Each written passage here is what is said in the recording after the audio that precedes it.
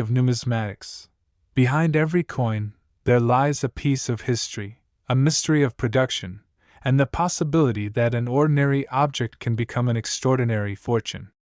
So sit back, because we're about to uncover the full story of how a 1968 Liberty dime became worth $122 million, and what makes this coin so rare, so special, and so valuable that collectors and investors across the world continue to talk about it with awe and excitement. To understand the magic behind the 1968 Liberty dime, we first need to travel back to the late 1960s, a period of dramatic change for the U.S. Mint and for America as a whole.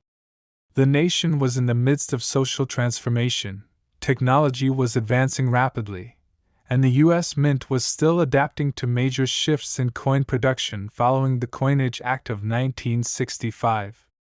This act had ended the use of silver in most circulating coins, replacing the traditional silver dimes, quarters, and half dollars with copper nickel-clad compositions.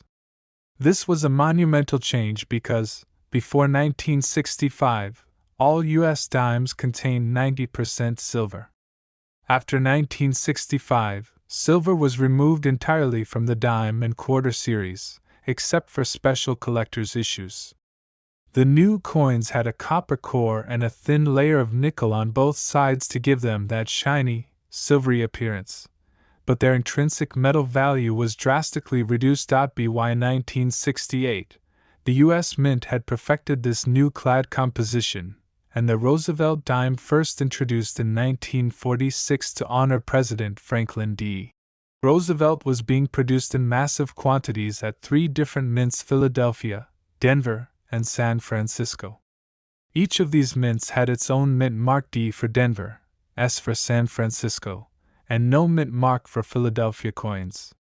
However, the transition to the new minting methods in the late 1960s wasn't as smooth as it appeared. Errors were far more common than many realize. Machines were being upgraded, dies were being replaced more frequently, and quality control systems were still evolving. And in the midst of all this change, some extraordinary mistakes occurred, mistakes that would one day create one of the most valuable coins in the world. The 1968 Liberty dime that sold for $122 million is believed to be the result of multiple overlapping minting errors and anomalies that make it unlike any other coin ever struck in that era. According to coin experts and professional graders who examined the specimen, it exhibits several major minting mistakes, each of which alone would make